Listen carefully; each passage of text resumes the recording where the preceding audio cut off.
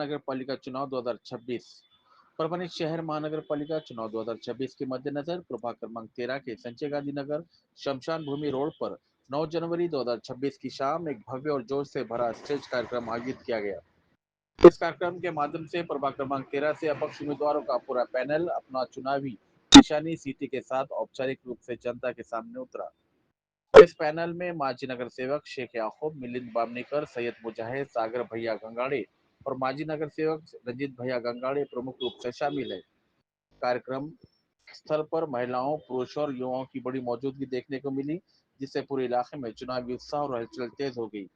Stage से panel के सभी उम्मीदवारों ने अपने विचार रखते हुए कहा कि वे राजनीति से ऊपर उठकर प्रभाग के समग्र और स्थायी विकास के उद्देश्य से चुनाव मैदान में उतरे हैं। उम्मीदवारों ने सड़क, पानी, ड्रेनेज, स्वच्छता, शिक्षा और रोजगार जैसी बुनियादी मुद्दों पर जनता के सामने अपना स्पष्ट रोड मैप रखा। उन्होंने मतदाताओं से अपील की है कि आगामी चुनाव में ईमानदार, जमीनी और काम करने वाले नेतृत्व को चुनते हुए सीटी चुनाव निशानी पर मतदान करें। इस स्टेज कार्यक्रम के बाद संजय गांधी नगर सहित पूरे प्रभाग क्रमांक 13 में चुनावी सरगर्मी और अधिक तेज होती नजर आ रही है।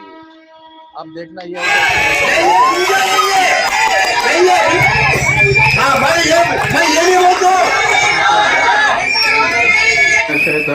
बिस्मिल्लाहिर्रहमानिर्रहीम। यह जो महफिल जमी है,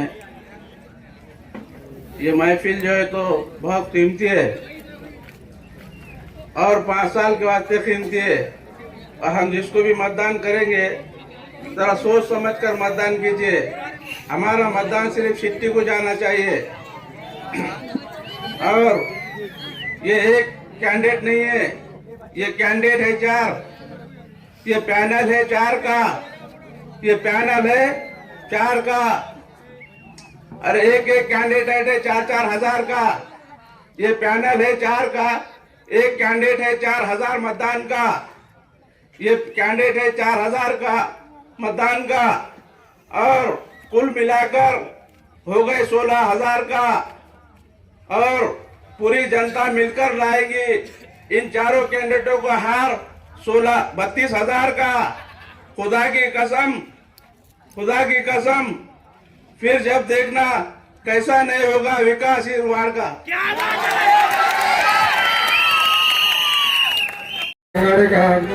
बहुत बड़ी बात है ये, तो समझने की बात है। आज समझने की बात है वो ऐसा मुफीद मामू साथ ये गंगाधर भैया का इस्तेमाल करेंगे। मुफीद मामू, हेलो मेरे भाई साहब, सब समझ में आया ना आपके? आपको समझ में आया क्या? ईमानदारी से डालना, ईमानदारी से कुछ नहीं है, किसी को सुनना नहीं, भाई को नहीं जाना। हाँ बोलो। अरे बड़ी बड़े ठेका लूट जाइए,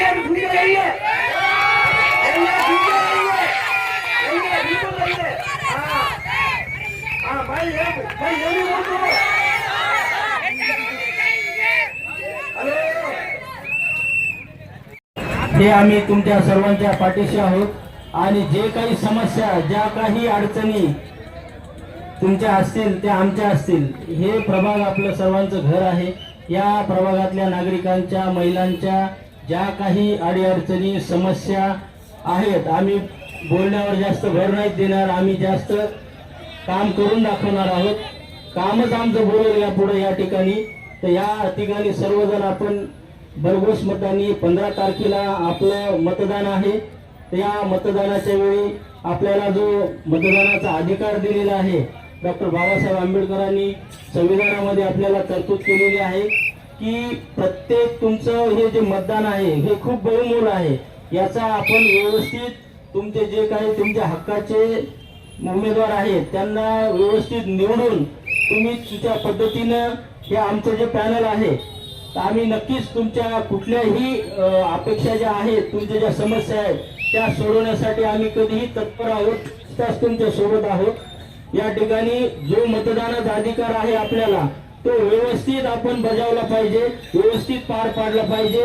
आणि आपले उमेदवार कसे असावेत की आपण त्यांना जर आपले काम सांगितले तर त्यांनी ते काम मार्गी लावण्यासाठी तत्पर असावेत। या पद्धतीने प्रत्येकाने विचार करून आपण सर्वजण सुज्ञ आहात आणि मुलांकडे भी आम्ही सांगतो की मुलांना भी आपल्याला ज्या शिक्षणाच्या ज्या गोष्टी आहेत त्यावर आपल्याला भर द्यावा लागणार आहे आपल्याला या प्रभागामध्ये.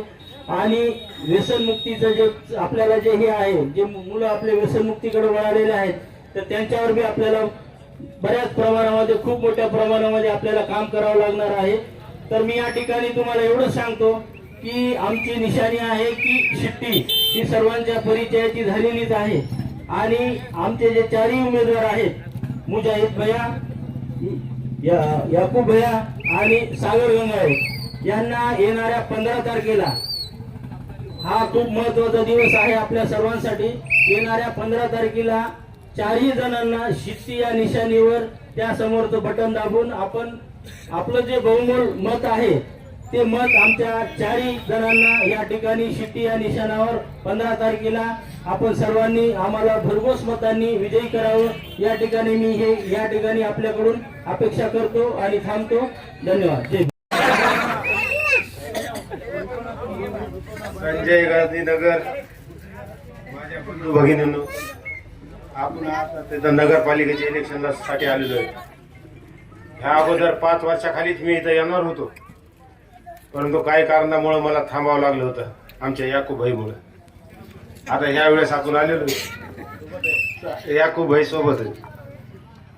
मुद्दा जास्त आपल्याला बोलायचा नाही, पण एक लक्षात घ्या, चोरांना मतदान करू नका. काय? कारण ज्या रमजानच्या महिन्यात ईद असताना आपल्याकडून 8-8 हजार रुपये, 10,000 रुपये काही लोकांकडून घेतलेले. 177 लोकांची यादी आहे. काय तर आम्ही कोर्टातून स्टे आणतो म्हणून. कुठल्याही लोकांना विचारा, कोर्टातून स्टे आणायला जास्तीत जास्त लाख नाही तर 1.5 लाख 2 लाख रुपये गेले असते. 15-16 लाख रुपये ह्या चोरांनी जमा करून खाल्ले. आणि ह्याच्यात दोघं तिघं जे होते, आता हे दोघं निवडणुकीला उभारलेत आणि तिसरा यांची हुजरेगिरी करायला लागलाय.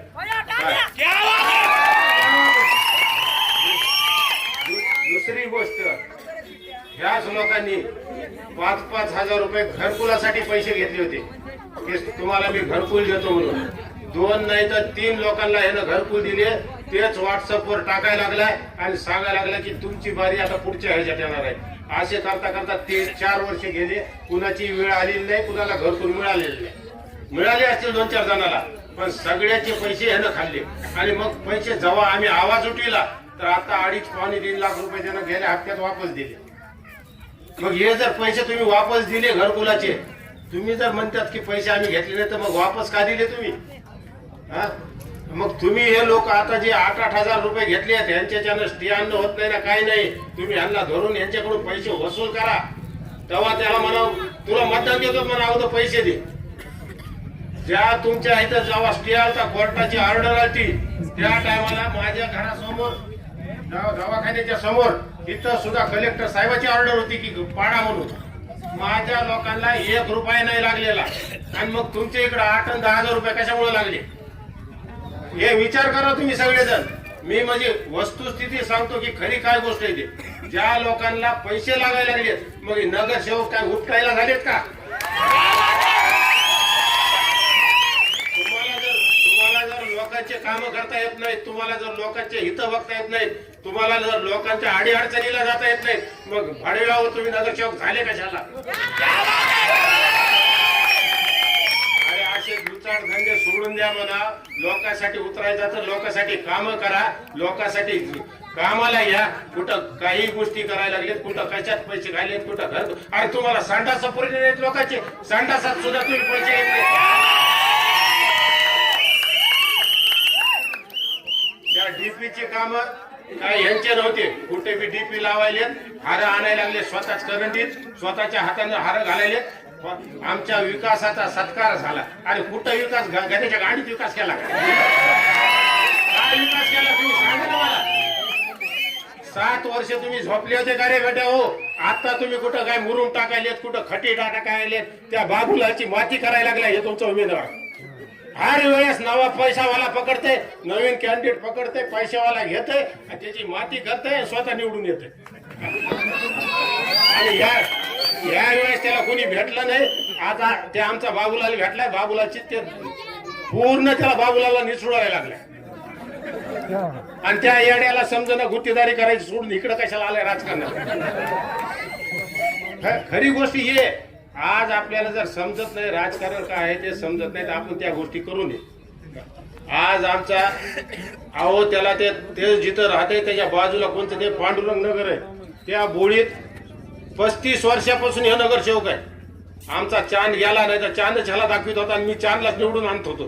का चांद गेला आमचा नाही तर चांदनं काय केलं होतं हे सांगायला माहिती.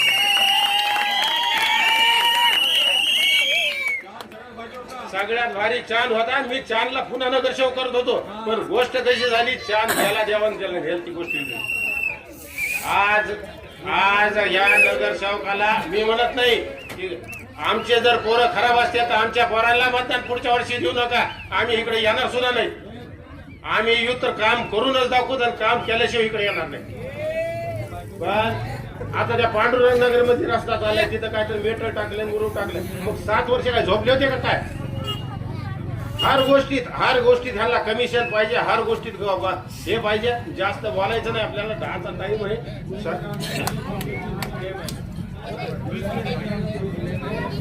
फक्त माझी विनंती आहे की यावेळेस आपण जे आणलेले फ्रेश चेहरे आहेत यांनी जर काम नाही केलं तर आपण ह्यांचा राजीनामा त्याच वेळेस घेऊ. हे तुमच्या समोर मी आश्वासन देतो. यांनी फक्त कामच करायला पाहिजे. मीटिंग बोलवा, तिथं आपण यांचे राजीनामे घेऊ आणि यांना सोडून दुसरे निवडून आणू. पण आपल्याला काम करणारा माणूस पाहिजे. काम करून घ्या, स्वरांना मतदान करू नका. एवढं म्हणून मी तुम्हाला ज्याला कुणाला कनेक्शन नाही, नळाचं कुठल्या घराला कनेक्शन नाही, त्याला मी पट्ट्या एकटा उभारून सगळ्याला कनेक्शन देईन. हर घरात तुम्हाला पाणी करून टाकू. गंगाराम भैया तुम आगे बढ़ो. गंगाराम